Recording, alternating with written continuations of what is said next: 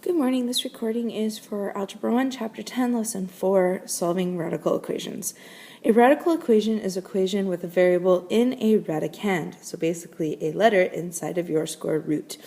It can often be solved by getting the radical by itself on one side of the equation. Remember, the expression under the radicand must be a non-negative number, so that whatever your radical equals cannot be negative. All right, so let's go ahead and do an equation. That's just a reminder. X it has to be greater than or equal to 0. All right, so let's do a problem. Square root of x plus 7 equals 12. Well, we're going to minus 7 on both sides. Square root of x equals 5. Square both sides, and x equals 25.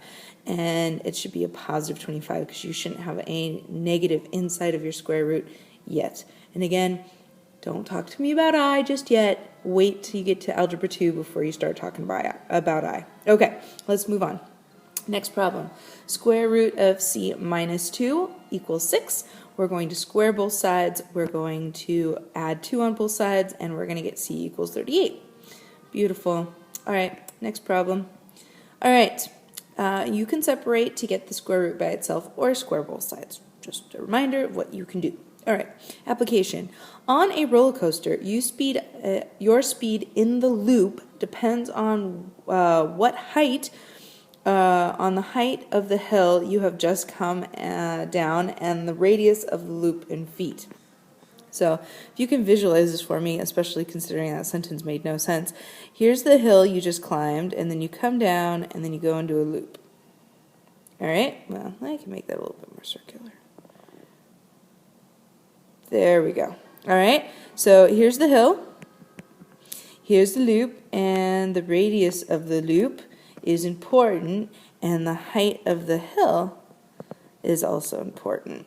And basically want to figure out the velocity through the loop. All right, can you visualize it with me? Very good. All right, so the equation below, v equals 8 times the square root of h minus 2r, gives the velocity in feet per second of a car at the top of the loop. So basically the velocity right here. Very good. Okay, so suppose the loop has a radius of 18 feet and you want the car to have a velocity of 30 feet per second at the top of the loop. How high should the hill be to make this all possible? Well, let's go ahead and plug some stuff in. So 30 equals 8 times the square root of h minus 2 times 18. Divide by 8, divide by 8. Cancels out there. We get 30 over 8 equals the square root of h minus 2 times 18. Square both sides and simplify a little bit further. I'm going to plus 36 on both sides because 2 times 18 is 36. And I'm going to get a height of 50, or approximately 50. So the hill must be at least 50 feet tall to get a velocity of 30 feet per second at the top of the loop if the radius of the loop is 18 feet. Pretty cool, huh? All right. So let's see if you can figure out the height of the hill when the velocity should be 35 feet at the top of the loop and the radius of the loop is 24 feet. So if you want to figure it out, go ahead and use the equation from the previous slide, pause the video, and do the math. I will stop for a second while you pause and then turn it back on when you're ready for the answer. Do, do, do, do, do, do, do. I hope you've paused because here's the answer. All right, and don't forget to check your answer. It's approximately 37 feet. So that's about how high the hill needs to be for the velocity to be 35 feet at the top of the loop and with the loop having a radius of 24 feet. Now, would you expect the velocity of the car to increase as the radius of the loop increases? That would be a no, just because of how the equation works and how gravity works and a few other things. All right, so think about this. And no, it doesn't work. Nope. Because we have h minus 2r, the radius will decrease what's needed to be done. Because don't forget, we're also square rooting this. Okay? All right. So, next problem. Solving radical expressions on both equations. That's supposed to be equations, Miss DH, because it's got an equal sign. So, therefore, it's an equation. Solving radical equation on I take it back. It reads correctly.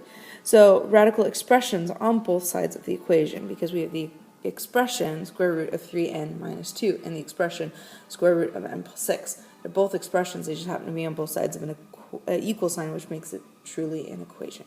All right, so let's go ahead and square both sides so that we can get rid of those square roots. And we have 3n minus 2 equals n plus 6. Get all of the n's on one side and go ahead and solve. N equals 4. And don't forget to double check your work, just because by plugging the number for n back in, just because on the next slide I'm going to throw you a curveball or close to a curveball. All right, so make sure you double check your work, because we will get to what's called extraneous solutions. And if they're extraneous, which means they're not going to work. All right, so double check your work, because some of these problems actually won't have a solution, or could come up with 2 solutions but only one of them work. All right, so here's another example. Oh, after I check my work, it works. Okay, so next problem, square root of 3t plus 4 equals the square root of 5t minus 6. Square both sides, get the t's together, get everything that's not a t on the same side. We end up with 10 equals this 2t, divide by 2 on both sides, t equals 5. Double check your work, because again, this solution may not work, but in fact it does. So let's go ahead and move on to the next slide. So let me pause that real quick. All right, so solving equations with extraneous solutions. When solving an equation by squaring, not sugaring, squaring each side, you create a new equation. This new equation may have solutions that do not actually solve the equation, like so. If the original was 2x and I square both sides, I'm going to get x squared equals 4, basically. And then when I square root both sides, I actually get 2 solutions, because remember that plus or minus thing? Well, negative 2 doesn't actually work, because negative 2 doesn't equal 2. So that's why negative 2 is not a solution. Therefore, it's extraneous. An extraneous solution is a solution that does not satisfy the original equation. You have dealt with this before, especially when you were dealing with quadratic solutions for distance problems or real-world situations where negatives were not appropriate. So you've dealt with this before. So be sure to check all solutions in the original equation to determine whether a solution is extraneous or not. All right? So here's an example. All right. So x equals the square root of x plus 6. I'm going to square both sides. Oh, and by the way, you're dealing with quadratic equations. You're dealing with something that ends up being very close to y, or f of x equals ax squared plus bx plus c. You're here again, guys, which means you can do it multiple ways. You can solve it by graphing, factoring, or the quadratic formula. Alright, so again, you can use 3 different ways to solve these, and then if factoring doesn't work out completely, you can always complete the square, which is a royal pain, I understand. Quadratic formula is probably far more effective and faster. Alright, so let's go ahead and solve this problem and see if there's any extraneous situations, which if you read the bottom, you've probably already noticed that there is. Alright, so let's square both sides. And let's go ahead and set this equal to 0. Now this factors very nicely, so I'm going to go ahead and factor it. Hope you remember chapter 8. Alright, so I went ahead and factored, and now I'm going to use the zero product property, which means I'm going to set both of the quantities here equal to 0. So x plus 2 equals 0 and x minus 3 equals 0, which means I'm going to get x equals negative 2 and x equals 3. But again, how can you determine that negative 2 is not a solution without checking? Well, I'm just going to go ahead and check first, because that's what you should be doing anyway. Checking the solutions, which means 3 does work, but does negative 2 work? Negative 2 does not end up working, because negative 2 ends up equaling the square root of 4, which is 2. So it doesn't really work. And you can go ahead and check just by getting to this point by noticing that you have a square root equaling a negative number, which means no, not going to work. So a principal square root must be a non-negative solution, which here it is not. So that's how you can check. All right, last slide. All right, so where we have a no solution, so not only do we have extraneous situations where 1 out of 2 solutions don't work, we also have no solution situations where none of the answers work, where everything's extraneous. So let's go ahead and take a quick look at that. We have the square root of 2x plus 6 equals 4. So I'm going to go ahead and get the square root by itself. Now already you should be like getting little warning signs coming up. The square root equaling a negative number. Nuh-uh. But if we continue to go through this and square both sides, we do get an honest solution. The only thing is, does this honest solution work? No. We still end up with a false situation, which means there's no solution.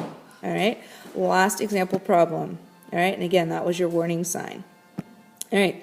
So 8 minus the square root of 2n plus 20. I'm going to minus 8 on both sides. I'm going to divide by negative 1 on both sides. I'm going to square both sides.